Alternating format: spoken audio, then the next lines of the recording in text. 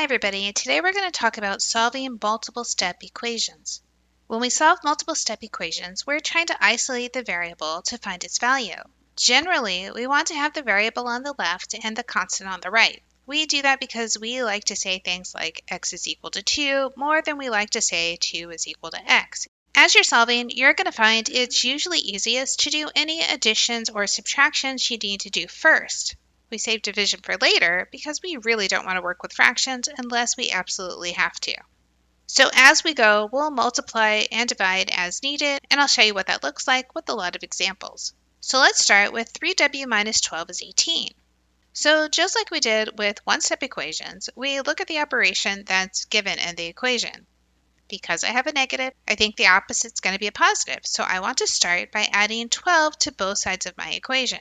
When I add the positive 12, it's going to cancel with the negative 12. When I add 18 and 12, I'm going to get 30. So my new equation is 3w equals 30. Now I want to divide by the coefficient of 3. 3w over 3 then will be equal to 30 over 3, which reduces to w equals 10. Let's do a quick check to make sure we got the right answer.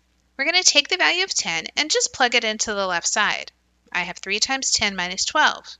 We know 3 times 10 is 30, so 30 minus 12, which is 18. Now both sides of the equation are equal to 18, so I know I got it right. Our next equation says 1/4 of y plus 8 is equal to 17.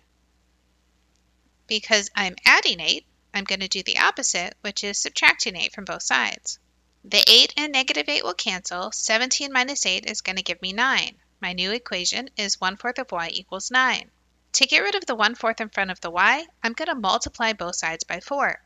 Now I have 4 times 1/4 of y is equal to 4 times 9, which reduces to y is 36.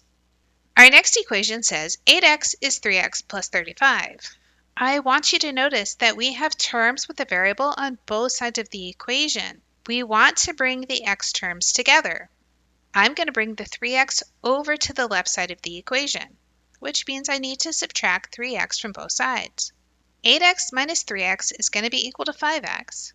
The 3x cancels on the right, and I just have 35. I know to get rid of the coefficient of the x, I'm going to divide both sides by 5. So now that I have 5x over 5 is equal to 35 over 5, I know that my solution is x equals 7. Let's make that a little bit bigger.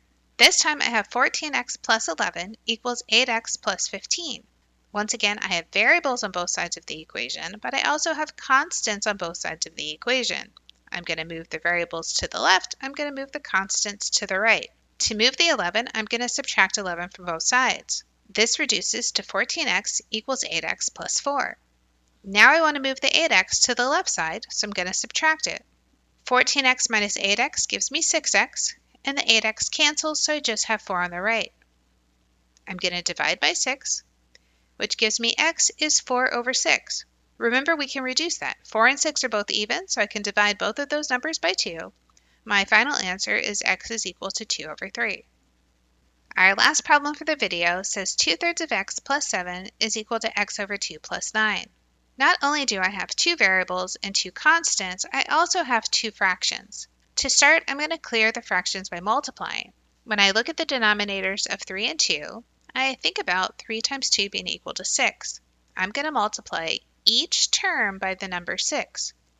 I have 6 times 2/3 of x plus 6 times 7 equals 6 times x over 2 plus 6 times 9.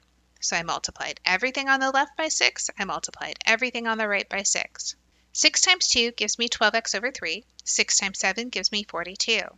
6 times x gives me 6x over 2, and then 6 times 9 gives me 54. I can reduce 12x over 3 to 4x, I'm going to leave my 42. 6x over 2 becomes 3x, and now I have plus 54. In the new version of my equation, notice I don't have any fractions, which was our goal. Now I can move the variables to the left and the constants to the right.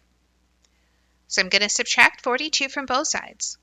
I'll then move the 3x to the left, which says x is equal to 12, which is my final solution. The best way to learn math is to do math. So go try some problems where you isolate the variable to find the solution to the equation.